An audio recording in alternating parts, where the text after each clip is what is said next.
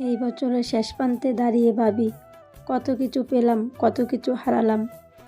সুখের স্মৃতিগুলো রোদ্দুরের মতো উষ্ণতা দিল, আর বিষাদগুলো ছিল কুয়াশার মতো অদৃশ্য বাধা।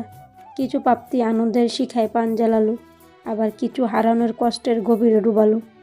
সময় চলছে তার নিয়মে, রেখে গেছে স্মৃতির মায়াজাল। হ্যালো এভরিওয়ান, আসসালামু আলাইকুম। আশা করি আল্লাহর অশেষ রহমতে সবাই ভালো আছেন, সুস্থ আছেন এবং নিরাপদে আছেন। আলহামদুলিল্লাহ, আমার পরিবারকে নিয়ে আমিও ভালো আছি। শুরু করছি নতুন দিনের নতুন আরেকটি ভিডিও। আমার নতুন ভিডিওতে আপনাদের সবাইকে আমন্ত্রণ জানাই।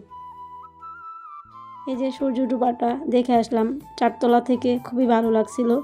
তারপর এটা মাগরিব নামাজের পরে আমার ছেলে শীতের কাপড় পরেছে, ছোট মানুষ, ভালো লাগতেছে, এই জন্য একটু ভিডিও করে নিলাম। তারপর এটা সকালবেলার ভিডিও ছিল। সকালবেলা উঠে আমাদের গৃহিণীদের রান্নাবান্না, আর আমার মনে আমরা যারা ঢাকা শহর অঞ্চলে থাকি, প্রধান কাজই রান্নাবান্না হয়ে গেলে অনেকটাই কাজ আমার মনে হয় শেষ হয়ে যায়। আর আমার হাজব্যান্ড রাত্রেবেলা ডিম এনেছিল, প্রায় রাত্রে 11টা বেজে গিয়েছিল। তারপর আর ধোয়া হয়নি, সকালবেলা ধুয়ে নিব, এই জন্যই রেখে রাখছিলাম। আর আজকে আমি মিক্সড সবজি ভাজি করব, পাতাকপি, ফুলকপি, গাজর, আলু একসাথে দিয়ে ভাজি করে নিব। এই যে ভাজিটা দিয়ে নাড়াচাড়া দিয়ে তারপর পরিমাণ মতন লবণ দিয়ে দিব। তারপর আমার মোবাইলে চার্জ ছিল না, ভিডিও করতে পারিনি, 48% চার্জ চলে আসছিলো। তারপর মোবাইলটা চার্জে লাগিয়ে এর পাশে আমি রান্না করে নিলাম, কেননা আমার হাজব্যান্ডকে খাবার দিতে হবে। এই জন্য ভিডিও করার আশা বসে থাকলে তো আমার রান্না হবে না, এই জন্য অফ ক্যামেরাতে রান্না করে নিয়েছিলাম। তারপর মোবাইল চার্জ হয়েছিল, তারপর মোবাইলটা নিয়ে আসলাম আবার ভিডিও করার জন্য। তারপর আমি অফ ক্যামেরাতে কিচেনটাকে সুন্দরভাবে পরিষ্কার করে নিয়েছিলাম। তারপরে এই পাশে আমি ডিমগুলো ধুয়ে নিয়েছিলাম, আর সবগুলো ডিম একই ছিল, কিন্তু একটা ডিম সাদার মধ্যে ছিল। এটা ধোয়ার পরে ওই কালার হয়েছিল, কিন্তু আবার শুকানোর পরে এই কালার হয়ে গেল, জানি না এরকম হলো কেন। এই যে তারপর আমার হাজব্যান্ডকে আমি ভাত দিয়ে দিব।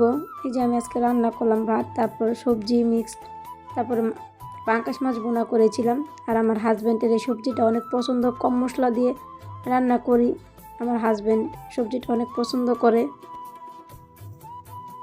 তারপর আমার হাজব্যান্ডকে একটু বেশি করে সবজি দিয়ে দিয়েছিলাম। তারপরে এই যে আমার হাজব্যান্ডকে দিয়ে চলে আসলাম। তারপর এই জায়গায় একটু আবার পানি পড়লো, তারপর পানিটাও সুন্দরভাবে এখন মুছে নিলাম।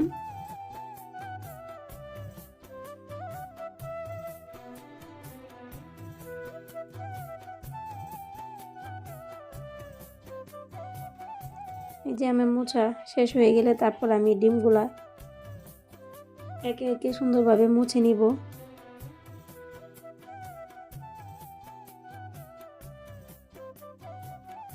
যে সবগুলা ডিম আমি একে একে মুছে নিচ্ছি। আর মোবাইলটা আমার হাতে ছিল, একটু নড়াচড়া হচ্ছে, আপনারা ক্ষমা সুন্দর দৃষ্টিতে দেখবেন। যারা আমার ভিডিওর এই পর্যায়ে চলে আসছেন কিন্তু লাইক দেন নাই, প্লিজ আমার মিষ্টি আপুরা একটা লাইক দিয়ে যাবেন। আপনাদের একটা লাইক আমার জন্য খুবই গুরুত্বপূর্ণ, আমাকে নতুন দিনে নতুন ভিডিও করতে উৎসাহ দেয়। প্লিজ একটা লাইক দিয়ে যাবেন। আর যারা আজকে আমার চ্যানেলে নতুন, আমার ভিডিওর কোনো অংশ যদি একটু হলেও ভালো লাগে, প্লিজ আমার চ্যানেলটাকে সাবস্ক্রাইব করে যাবেন। আমার চ্যানেলটাকে সাবস্ক্রাইব করলে আপনারা, আমি ভিডিও ছাড়া মাত্রই আপনারা নোটিফিকেশন পেয়ে যাবেন। আপনাদের মূল্যবান সময় করে আমার ভিডিওটা যে কোনো সময় দেখে নিতে পারবেন। আর যারা আগে আমাকে সাবস্ক্রাইব করেছেন তাদেরকে অসংখ্য অসংখ্য ধন্যবাদ।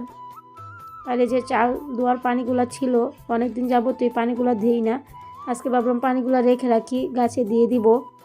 তারপরে এই যে আমি গাছে দিয়ে দিলাম সবগুলা গাছে। আর আমার পুঁই শাকের গাছে ফল ধরেছে মাশাআল্লাহ, এই ফলগুলা অনেকগুলাই পেকে যাচ্ছে, এগুলোর থেকে আমি বীজ রাখবো। তারপরে আমার বিছনাটা একটু গুছিয়ে নিয়েছিলাম, কিন্তু পুরোপুরি গুছানো হয় নাই, এই জন্য এখন সব কাজে পুরোপুরি গুছিয়ে নিচ্ছি। আর আমার ছেলে দেখলেন তো ডিস্টার্ব, সামনে এসে থাকে সবসময়। তারপর আর ভিডিও করা হয়নি, বিছনাটা ঝাড়া দিয়ে তারপর বাইরে চলে গিয়েছিলাম, আমার একটু কেনাকাটা আছে, এগুলো কিনতে চলে গিয়েছিলাম। আমার ছেলেও সাথে সাথে গেল, কেননা আমার মেয়ে তো বাড়িতে, এখন তো বাসায় কেউ নাই, আমার ছেলেকে নিয়ে গেলাম। এই দেখেন আমার ছেলে আমার আগে দৌড়াতে থাকে। তারপর আর ভিডিও করা হয়নি। তারপর কি নিয়ে আসলাম বাসায় আপনাদের সাথে এখন শেয়ার করব। এই যে আমি ধনিয়া পাতা, মূলা এনেছি, চিংড়ি মাছ দিয়ে রান্না করব। আর একটা বেগুন এনেছি, বেগুন ভাজি করব। শীতের মাঝে বেগুন ভাজি মজা লাগে। এই চাটনি, আচার এনেছি, জলপাইয়ের আচার এনেছি, 2 পাতার আচার এনেছি, আর মিনি শ্যাম্পুর প্যাকেট এনেছি। এগুলা ছিল বাজার সদাই। তারপর আচার খেয়ে নিলাম। তারপর আর ভিডিও করা হয়নি। এটা একদম আসর নামাজের পরের ভিডিও। এই যে শুটকির ভর্তা বানাবো, মেন এই শুটকির জন্যই আমি গিয়েছিলাম। তারপর আমি ওইগুলো আবার নিয়ে আসলাম।